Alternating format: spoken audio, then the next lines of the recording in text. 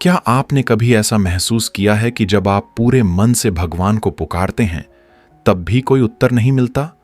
क्या आपके मन में कभी यह सवाल उठा है, क्या वास्तव में कोई ईश्वर से संवाद कर सकता है, या यह सिर्फ कल्पनाओं की एक दुनिया है? क्या हमारी प्रार्थनाएं कहीं खो जाती हैं, या सचमुच कोई दिव्य सत्ता हमें सुन रही होती है और जवाब भी देती है?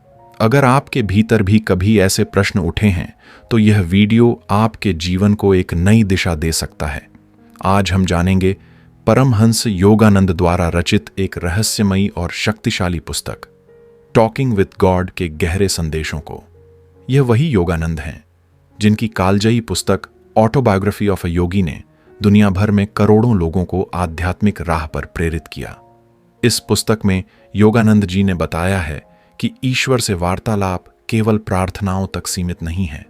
यह एक आंतरिक यात्रा है जहां आत्मा, चेतना और प्रेम मिलकर एक दिव्य संवाद को जन्म देते हैं।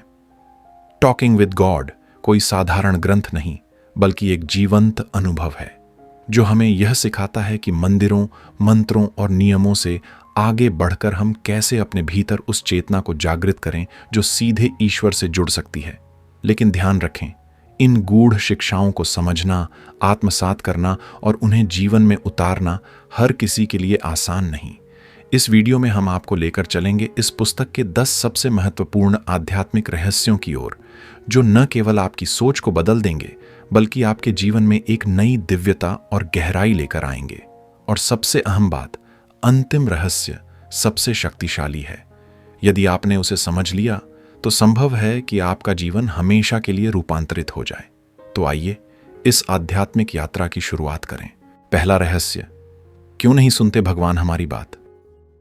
क्या आपने कभी यह महसूस किया है कि जब आप सच्चे दिल से भगवान को पुकारते हैं तो कोई उत्तर नहीं आता?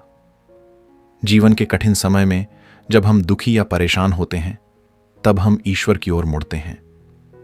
हम प्रार्थना करते हैं, उम्मीद करते हैं कि कहीं से कोई संकेत मिलेगा। लेकिन जब कोई स्पष्ट जवाब नहीं आता तो मन में यह प्रश्न उठता है, क्या भगवान सच में हमारी बात सुनते भी हैं?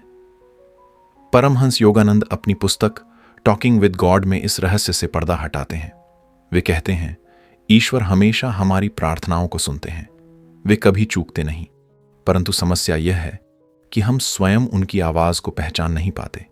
दरअसल यह सब हमारी चेतना के स्तर पर निर्भर करता है। भगवान से संवाद करना ठीक वैसा ही है जैसे किसी रेडियो चैनल को ट्यून करना। यदि हमारा मन सही फ्रीक्वेंसी पर नहीं है तो हम उस दिव्य संदेश को कभी नहीं सुन पाएंगे, चाहे वह लगातार प्रसारित हो रहा हो। जब हमारा मन अशांत होता है, विचारों से भरा होता है और सांसारिक इच्छाओं में उलझा रहता है तो ईश्वर की आवाज बहुत धीमी होकर कहीं खो जाती है। परमहंस योगानंद बताते हैं कि ईश्वर से संवाद स्थापित करने के लिए हमें अपने मन को पूरी तरह शांत और एकाग्र करना होगा। तो सवाल है, मन को शांत कैसे करें? सबसे प्रभावी उपाय है ध्यान, मेडिटेशन। जब हम गहराई से ध्यान करते हैं तो हमारे भीतर का शोर धीरे धीरे शांत होता है और चेतना का स्तर ऊपर उठता है। योगानंद जी द्वारा सिखाया गया क्रिया योग इस दिशा में एक अत्यंत शक्तिशाली साधन है। वे कहते हैं कि जब हम अपनी सांसों पर गहराई से ध्यान केंद्रित करते हैं तो चित्त स्थिर होता है और भीतर की दुनिया से जुड़ाव बनता है। सिर्फ इतना ही नहीं, हमें अपनी आंतरिक स्थिति पर भी ध्यान देना होगा। नकारात्मक सोच, क्रोध, द्वेष और चिंता जैसे विकारों को त्याग कर हमें प्रेम, श्रद्धा और भक्ति के मार्ग पर चलना होगा। परमहंस योगानंद बार बार कहते हैं, सिर्फ शब्दों में की गई प्रार्थना पर्याप्त नहीं होती। ईश्वर को तभी पुकारा जा सकता है जब हमारी पुकार आत्मा के गहराई से निकले। क्या आपने कभी गौर किया है, जब आप पूरी श्रद्धा से किसी चीज की कामना करते हैं तो किसी न किसी रूप में वह पूरी हो जाती है? या फिर जब आप सच्चे दिल से भगवान को पुकारते हैं तो भीतर से शांति या मार्गदर्शन महसूस होता है। यह सब प्रमाण है कि ईश्वर सुनते हैं, लेकिन उनकी आवाज बहुत सूक्ष्म होती है। जब तक हमारे भीतर का शोर थमता नहीं, वह दिव्य संदेश स्पष्ट नहीं हो सकता। निष्कर्ष, ईश्वर से बातचीत के लिए हमें अपने मन को शुद्ध और स्थिर बनाना होगा। जब हमारा मन वासनाओं, अहंकार और भटकाव से मुक्त होगा, तभी हम उस दिव्य संदेश को ग्रहण कर सकेंगे जो हर क्षण हमारे भीतर गूंजता है। लेकिन अब सवाल ये है, अगर भगवान हमें सुनते हैं तो क्या वे हमारी हर इच्छा पूरी करते हैं? क्या वे हमारी हर प्रार्थना का जवाब देते हैं? इसका उत्तर छिपा है अगले रहस्य में, जहां हम जानेंगे कि प्रार्थना से भी ज्यादा महत्वपूर्ण क्या है। दूसरा रहस्य, प्रार्थना से भी ज्यादा जरूरी क्या है। अक्सर हम जब भगवान के सामने जाते हैं तो कुछ ना कुछ मांगते हैं। कोई धन की प्रार्थना करता है, कोई सफलता की, कोई सुख शांति चाहता है, तो कोई किसी विशेष समस्या के समाधान की याचना करता है। लेकिन क्या आपने कभी रुकर सोचा है, क्या हम केवल मांगने के लिए ही भगवान को पुकारते हैं? क्या हमने कभी यह कोशिश की है कि भगवान की ओर से आने वाले संदेश को भी सुना जाए? परमहंस योगानंद कहते हैं, सिर्फ मांगने से भगवान से संवाद संभव नहीं होता। ईश्वर को सुनना उनसे बात करने से भी ज्यादा महत्वपूर्ण है। अब सवाल है, सुनना जरूरी क्यों है? जब हम केवल मांगते हैं तो यह एक तरफा संवाद बन जाता है। जरा कल्पना कीजिए, आप किसी से बात कर रहे हैं, लेकिन सिर्फ आप ही बोलते जा रहे हैं, सामने वाले की बात सुने बिना। क्या यह वार्तालाप कहलाएगा? बिल्कुल नहीं। ठीक इसी तरह ईश्वर से भी यदि हमें सच्चा संबंध बनाना है तो उनकी ओर से आने वाली दिव्य अनुभूति को महसूस करना सीखना होगा। यह आवाज किसी भाषा में नहीं होती, यह होती है एक आंतरिक अनुभूति, एक मौन मार्गदर्शन। योगानंद जी कहते हैं, सच्ची प्रार्थना सिर्फ मांगने का नाम नहीं है, बल्कि भगवान की उपस्थिति को भीतर महसूस करने की कोशिश भी है। जब हम केवल मांगते हैं तो हमारा मन बेचैन रहता है, लेकिन जब हम सुनने का अभ्यास करते हैं, भीतर उतरते हैं, तो शांति का एक नया द्वार खुलता है। और उसी मौन शांति में ईश्वर हमें संकेत देते हैं। ईश्वर के संकेत हमें कैसे मिलते हैं?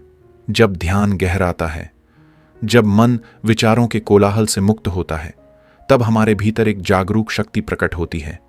यह शक्ति न केवल हमें मार्गदर्शन देती है, बल्कि यह एहसास कराती है कि जिसे हम बाहर खोजते हैं वह ईश्वर तो हमारे भीतर ही विराजमान है। तो क्या ईश्वर की बात को सुना जा सकता है?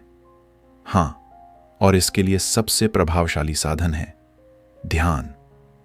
जब हम सही विधि से ध्यान में बैठते हैं तो मन एक शांत झील की तरह हो जाता है, और जैसे शांत झील में हर प्रतिबिंब साफ दिखाई देता है, वैसे ही शांत चित्त में ईश्वर के संकेत स्पष्ट होने लगते हैं। परमहंस योगानंद इस पुस्तक में कहते हैं, भगवान से वार्तालाप का सबसे शक्तिशाली माध्यम ध्यान ही है। ध्यान के माध्यम से आप केवल भगवान की आवाज नहीं सुनते, आप उनके सान्निध्य को महसूस करने लगते हैं। जब हम गहरी साधना में उतरते हैं तो हम केवल अपने विचारों की गूंज नहीं सुनते, हम भगवान की उपस्थिति को भी अनुभव करने लगते हैं। लेकिन अक्सर यह प्रश्न उठता है, क्या ध्यान के बिना प्रार्थना अधूरी है? उत्तर है हां। कल्पना कीजिए, आप किसी से बात कर रहे हैं, लेकिन आप उसके जवाब को सुनने के लिए तैयार ही नहीं हैं। तो क्या वो संवाद सच्चा कहलाएगा?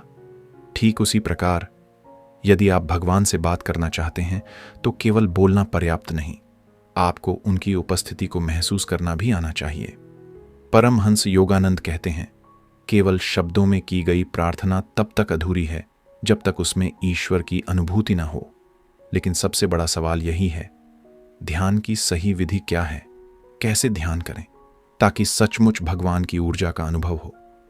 इसका उत्तर छिपा है तीसरे रहस्य में। तीसरा रहस्य, ध्यान में ईश्वर का अनुभव कैसे करें। बहुत से लोग ध्यान करने की कोशिश तो करते हैं, लेकिन उन्हें ईश्वर की उपस्थिति क्यों नहीं अनुभव होती? क्योंकि ध्यान सिर्फ आंखें बंद करके बैठ जाने का नाम नहीं है। सच्चा ध्यान वो है जहां आपकी चेतना ऊर्ध्वगामी हो जाती है, जहां आप भगवान की उपस्थिति को भीतर अनुभव करते हैं। परमहंस योगानंद कहते हैं, क्रिया योग एक ऐसी गुप्त विधि है जिससे साधक को ईश्वर का साक्षात अनुभव हो सकता है। यह कोई सामान्य ध्यान नहीं है, बल्कि यह एक गहन और वैज्ञानिक आध्यात्मिक प्रक्रिया है। क्रिया योग में क्या होता है? इसमें सांसों के द्वारा मन को नियंत्रित किया जाता है, और जब मन पूरी तरह स्थिर हो जाता है तो आत्मा स्वयं को अपनी वास्तविक स्थिति में ईश्वर से एक अनुभव करने लगती है। क्रिया योग और सांसों का रहस्य योगानंद जी समझाते हैं, हमारी सांसें हमारे मन की कुंजी हैं। जब हम बेचैन होते हैं तो सांसें तेज हो जाती हैं, जब हम शांत होते हैं, सांसें धीमी हो जाती हैं, और जब हम गहरे ध्यान में होते हैं तो सांसें लगभग रुक जाती हैं। यही है ध्यान की असली कुंजी। अगर हम सांसों को सही तरीके से नियंत्रित करें तो मन अपने आप स्थिर हो जाता है, और जब मन शांत होता है तो हमारी भीतर की ऊर्जा ऊपर की ओर उठने लगती है। तीसरा नेत्र और ईश्वर की अनुभूति। जब यह ऊर्जा ऊपर चढ़ती है तो यह आज्ञा चक्र यानी तीसरे नेत्र पर केंद्रित हो जाती है। यही वह बिंदु है जहां साधक को पहली बार भगवान की उपस्थिति का अनुभव हो सकता है। यह अनुभव अलग अलग रूपों में हो सकता है, कभी एक दिव्य प्रकाश के रूप में, कभी गहरी मौन शांति के रूप में, या फिर एक सूक्ष्म आंतरिक आवाज के रूप में। परमहंस योगानंद जी अपनी पुस्तक में कहते हैं, जब कोई साधक क्रिया योग का अभ्यास करता है तो उसकी आत्मा परमात्मा से सीधा संवाद करने लगती है। वह भगवान को केवल कल्पना में नहीं बल्कि अपने भीतर वास्तविक रूप में महसूस करता है। लेकिन क्या भगवान केवल ध्यान में ही मिलते हैं? अब सवाल यह उठता है, क्या हमें ईश्वर का अनुभव सिर्फ ध्यान में ही होगा? क्या कोई और तरीका है जिससे हम हर समय भगवान की उपस्थिति को महसूस कर सकते हैं? इसका उत्तर है हां। चौथा रहस्य यही बताता है। यहां हम जानेंगे कि कैसे हर क्षण, हर परिस्थिति में भगवान से जुड़ा जा सकता है। चौथा रहस्य, भगवान को हर पल अपने साथ महसूस करना। हम में से ज्यादातर लोग भगवान को मंदिरों, मूर्तियों और पूजा पाठ तक सीमित मानते हैं। लेकिन क्या भगवान सच में केवल वहां तक ही सीमित हैं? परमहंस योगानंद जी कहते हैं, ईश्वर हर जगह हैं। वे आपकी हर सांस में हैं, आपकी हर धड़कन में हैं, आपके हर विचार और भावना में हैं। भगवान को केवल मंदिरों में क्यों ढूंढते हैं? हमें बचपन से सिखाया जाता है कि मंदिर जाओ, पूजा करो, मूर्तियों के सामने सिर झुको, लेकिन हम ये भूल जाते हैं कि भगवान किसी एक स्थान तक सीमित नहीं है। अगर भगवान हर जगह हैं, तो फिर हमें उनकी उपस्थिति सिर्फ मूर्तियों में ही क्यों महसूस होती है? क्योंकि हम वही मानते हैं जो हमें सिखाया गया है। हमारा ध्यान बाहरी वस्तुओं पर केंद्रित रहता है, जबकि भगवान को महसूस करने के लिए हमें भीतर देखना पड़ता है। जब तक हमारी चेतना ऊंची नहीं होती, तब तक हम ईश्वर की वास्तविक उपस्थिति को नहीं समझ पाते। भगवान आपके हर कार्य में हैं। परमहंस योगानंद जी कहते हैं, जब आप हर काम को प्रेम, श्रद्धा और समर्पण के साथ करते हैं तो भगवान खुद आपके माध्यम से कार्य करने लगते हैं। जब आप पूरी ईमानदारी और लगन से कोई कार्य करते हैं तो आप एक गहरे संतोष को महसूस करते हैं। यह वही संकेत है कि भगवान आपके भीतर कार्य कर रहे हैं। कोई भी कार्य छोटा या बड़ा नहीं होता। अगर आप अपने काम को भगवान की सेवा मानकर करते हैं तो वही साधारण काम एक आध्यात्मिक साधना बन जाता है। मेरा एक प्रश्न है, जब आप ध्यान करते हैं तो क्या आपको कभी ऐसा महसूस हुआ कि कोई शक्ति आपको देख रही है? कभी ऐसा लगा कि कोई आपको मार्गदर्शन कर रहा है? या जब आप किसी कठिन परिस्थिति में होते हैं तो अचानक कोई हल मिल जाता है? ये सब भगवान के ही संकेत होते हैं। लेकिन असली सवाल यह है कि भगवान का जवाब कैसे मिलेगा? क्या ईश्वर सिर्फ संकेत देते हैं या वे सीधे संवाद भी कर सकते हैं? पांचवां रहस्य, भगवान के उत्तर को कैसे पहचानें? हम सभी कभी ना कभी भगवान से प्रार्थना करते हैं। हम उनसे मदद मांगते हैं, मार्गदर्शन की उम्मीद रखते हैं और कई बार अपनी परेशानियों का हल चाहते हैं। लेकिन जब उत्तर नहीं मिलता तो मन में संदेह उठता है, क्या भगवान मेरी सुन भी रहे हैं? परमहंस योगानंद जी स्पष्ट रूप से कहते हैं कि भगवान हमेशा उत्तर देते हैं, लेकिन हमें उन्हें पहचानने की कला सीखनी होगी।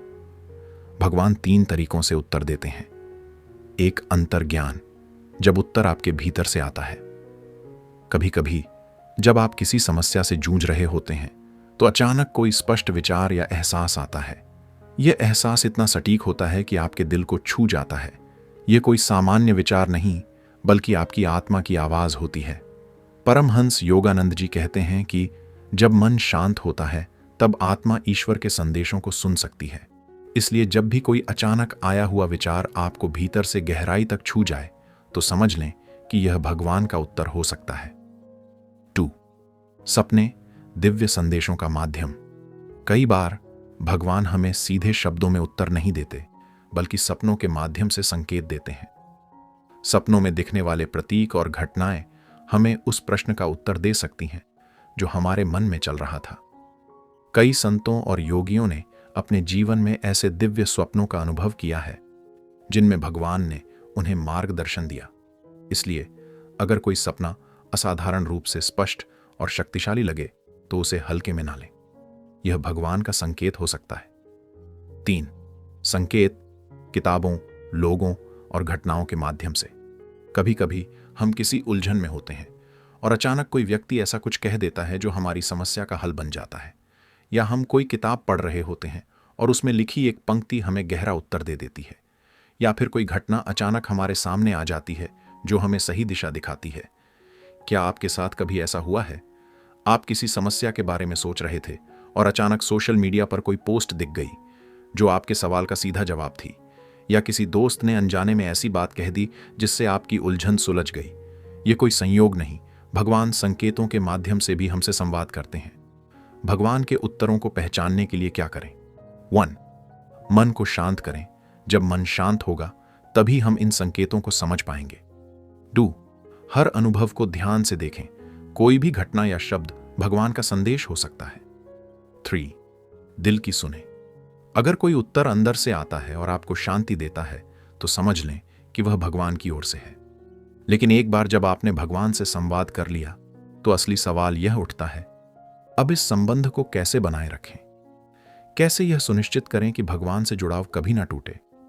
छठा रहस्य इसी से जुड़ा है और यह आपके आध्यात्मिक सफर में सबसे महत्वपूर्ण हो सकता है। हम अगले रहस्य में इसे विस्तार से जानेंगे। छठा रहस्य, ईश्वर से रिश्ता कैसे बनाए रखें? भगवान से जुड़ना कठिन नहीं है, लेकिन उस जुड़ाव को बनाए रखना असली चुनौती है। परमहंस योगानंद जी कहते हैं कि अधिकतर लोग किसी कठिन समय में भगवान को पुकारते हैं, लेकिन जैसे ही संकट टल जाता है वे उन्हें भूल जाते हैं। कई लोग ध्यान और प्रार्थना करते हैं, लेकिन कुछ ही दिनों बाद फिर से भौतिक जीवन में उलझ जाते हैं।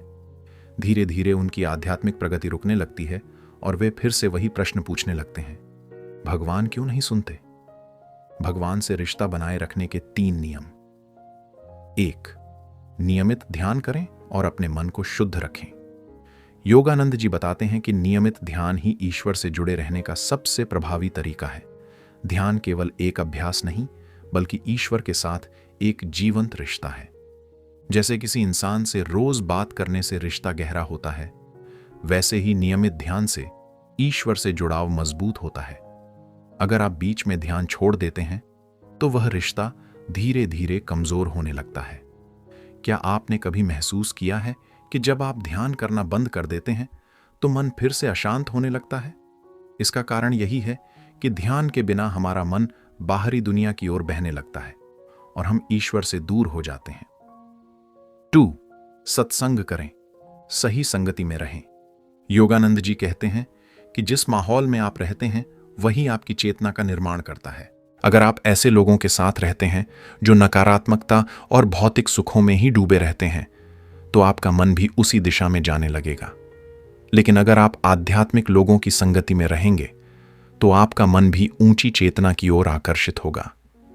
संतों, गुरुओं और अच्छे मित्रों की संगति आपको हमेशा आध्यात्मिक ऊर्जाओं से भरपूर बनाए रखेगी। 3. अपने मन को शुद्ध करें, विचारों पर नियंत्रण रखें। ईश्वर से जुड़ने के लिए सिर्फ ध्यान और सत्संग ही काफी नहीं, बल्कि आपके विचारों की शुद्धता भी उतनी ही जरूरी है। जब आप नकारात्मक विचारों में डूब जाते हैं तो आपकी ऊर्जा नीचे गिरने लगती है। भगवान से जुड़ने के लिए मन को सकारात्मक, शांत और प्रेम से भरा रखना पड़ता है। तो इसका हल क्या है? प्रतिदिन स्वयं से पूछें, क्या मेरे विचार, शब्द और कर्म मुझे ईश्वर के करीब ला रहे हैं या दूर ले जा रहे हैं? भगवान से जुड़े रहने के लिए क्या करें? पहला, नियमित ध्यान करें, इसे किसी भी हाल में ना छोड़ें। दूसरा, सत्संग का हिस्सा बने। सही संगति आपके आध्यात्मिक पथ को मजबूत करेगी। तीसरा, अपने विचारों पर नियंत्रण रखें, नकारात्मकता से बचें और प्रेम, दया और करुणा को अपनाएं। लेकिन क्या हर कोई भगवान तक पहुंच सकता है? क्या यह रास्ता सभी के लिए खुला है या सिर्फ कुछ खास लोगों के लिए? 7वां रहस्य इस सबसे बड़े भ्रम को तोड़ देगा और हम जानेंगे कि यह आध्यात्मिक रास्ता सचमुच सभी के लिए खुला है। 7वां रहस्य, क्या भगवान सिर्फ खास लोगों से ही बात करते हैं? क्या भगवान सिर्फ संतों और योगियों से बात करते हैं? क्या आम इंसान कभी ईश्वर का उत्तर नहीं पा सकता? यह सबसे बड़ा भ्रम है। परमहंस योगानंद जी स्पष्ट रूप से कहते हैं कि ईश्वर किसी भी व्यक्ति से बात कर सकते हैं, चाहे वह कोई महान योगी हो या साधारण मनुष्य। बस एक शर्त है, सच्ची भक्ति और हृदय की पवित्रता।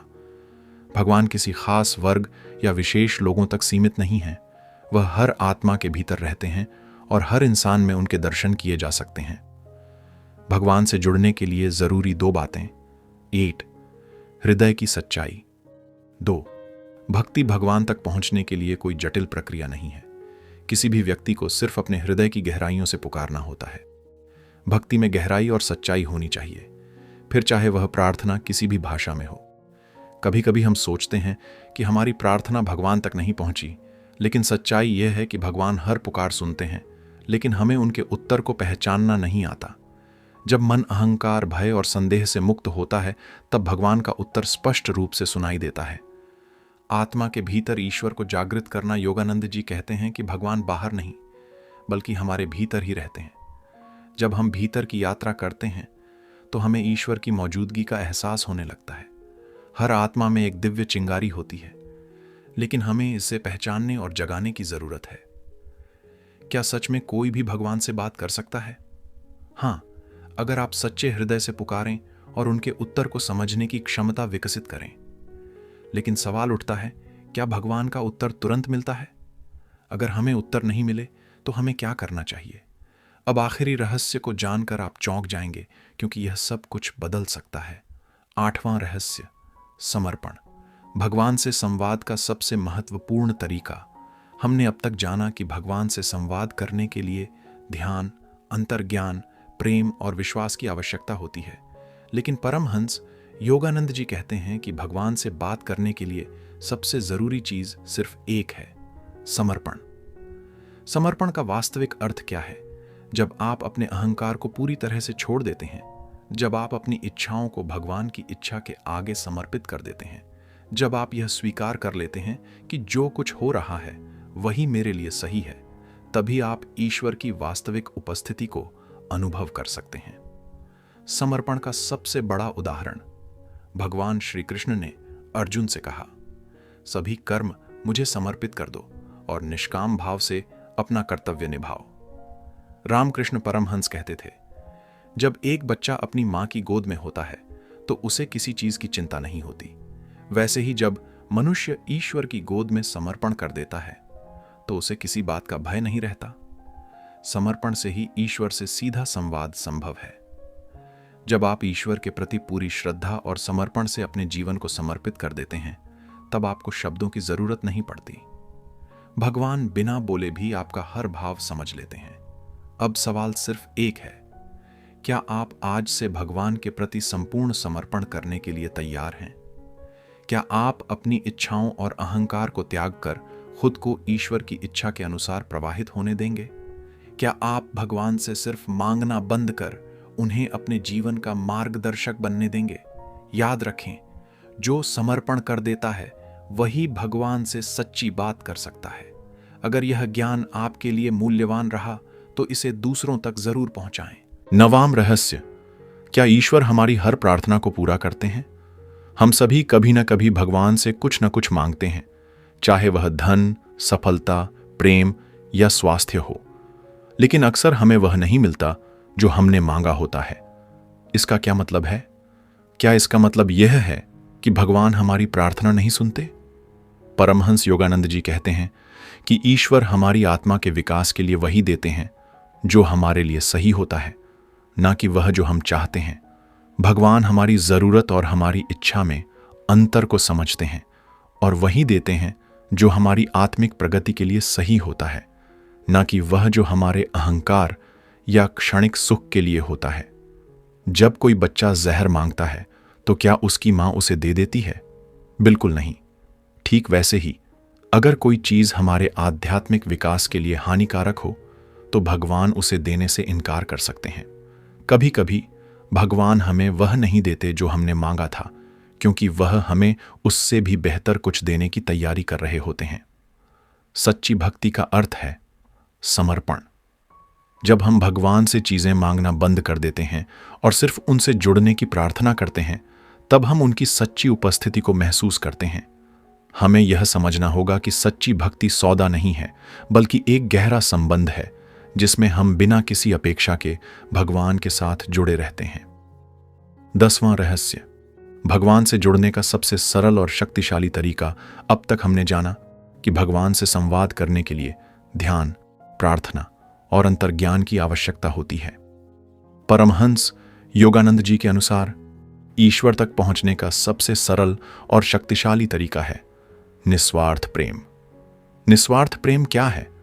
जब आप बिना किसी स्वार्थ के दूसरों की मदद करते हैं, जब आप हर प्राणी में ईश्वर का अंश देखते हैं, जब आप बिना किसी लोभ के प्यार बांटते हैं, तब आप स्वयं भगवान के निकट पहुंचने लगते हैं। भक्ति सिर्फ मंदिरों में नहीं, जीवन में होनी चाहिए। अक्सर लोग सोचते हैं कि ईश्वर तक पहुंचने के लिए मंदिरों में पूजा पाठ जरूरी है, लेकिन सच्ची भक्ति सिर्फ मंदिर में बैठकर नहीं, बल्कि रोजमर्रा के जीवन में प्रकट होती है। जब आप किसी जरूरतमंद की मदद करते हैं, जब आप किसी को माफ कर देते हैं, जब आप अपने अहंकार को छोड़कर प्रेम की भाषा बोलते हैं, तब आप ईश्वर के सबसे करीब होते हैं। भगवान सिर्फ साधकों से ही नहीं, बल्कि हर प्रेमी आत्मा से बात करते हैं। वे सिर्फ उन्हीं से नहीं बात करते जो गुफाओं में ध्यान करते हैं, बल्कि उनसे भी करते हैं जो अपने दिल में प्रेम और दया रखते हैं। प्रेम और दया ही वह पुल है जो हमें ईश्वर तक ले जाता है। अब सवाल यह है, क्या आप इस ज्ञान को सिर्फ सुनकर भूलने वाले हैं या इसे अपने जीवन में सचमुच उतारेंगे? क्या आप आज से अपने दिल में प्रेम और करुणा का दीपक जलाने की पहल करेंगे? क्या आप भगवान से केवल कुछ मांगने के बजाय उन्हें अपने जीवन का साथी और मार्गदर्शक मानने के लिए तैयार हैं? आपका यह निर्णय ही तय करेगा कि आप भगवान के कितने पास हैं। अगर इस वीडियो ने आपके मन को छुआ है तो इसे लाइक करें और इस दिव्य सत्य को औरों तक पहुंचाने के लिए साझा करें।